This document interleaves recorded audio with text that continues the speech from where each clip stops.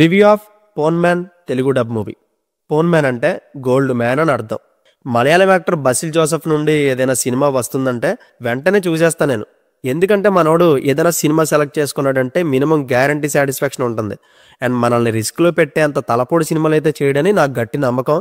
So ఆ blind బిలీఫ్తోనే రీసెంట్గా హాట్స్టార్లో Telugu dub చేసి రిలీజ్ చేసిన ఈ పోన్ మ్యాన్ చూసేసా. ఇక చూసాక నా ఒపీనియన్ చెప్పాలంటే నచ్చింది నాకు. చాలా యూనిక్ స్టోరీ అనేది. మలయాళం వాళ్ళకి ఇలాంటి ఐడియాలు ఎలా వస్తాయో తెలియదు కానీ కేవలం ఒక్క లైన్ని పట్టుకొని స్క్రీన్ ప్లే మీద మొత్తం సినిమా నడిపేస్తారు. ఈ పోన్ మ్యాన్ కూడా అంతే, complete screen play based film. ఒక మూమెంట్ని పట్టుకొని 2 గంటలు మనం అలా కూర్చొని చూసేలా చేయగలిగారు. అండ్ దీని ప్లాట్ భలే వెరైటీగా ఉంటుంది.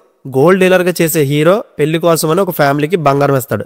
డీల్ ఏంటంటే పెళ్లికి వచ్చిన చదివింపులతో ఆ బంగారం డబ్బులు ఇవ్వాలి లేదా బంగారాన్ని తీసుకెళ్లిపోతాడు. కట్ చేస్తే ఆ వచ్చిన చదివింపుల డబ్బులు బంగారం వాల్యూకి అస్సలు మ్యాచ్ అవ్వదు.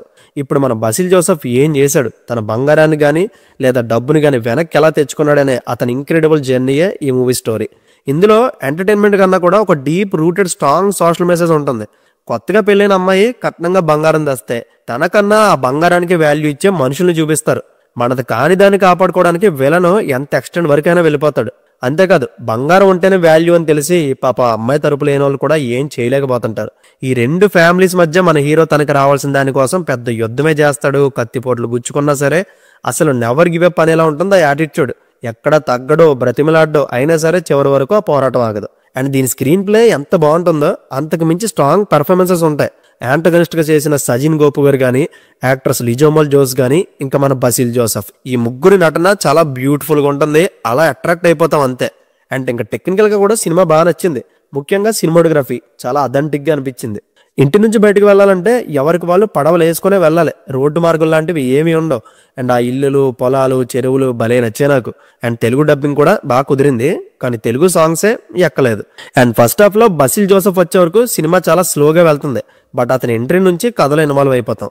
అండ్ మలయాళం మూవీస్ అంటే ఆబ్వియస్లీ స్లో నెరేషనే ఉంటుంది. అండ్ ఇది కంప్లైంట్ అనలేము, వాళ్ళ ట్రీట్మెంటే అంత. ఇంకా హ్యూమర్కి అయితే ఎక్కువ స్కోప్ ఇవ్వలేదు. ఇందులో సీరియస్ టోన్లోనే చూపించేశారు.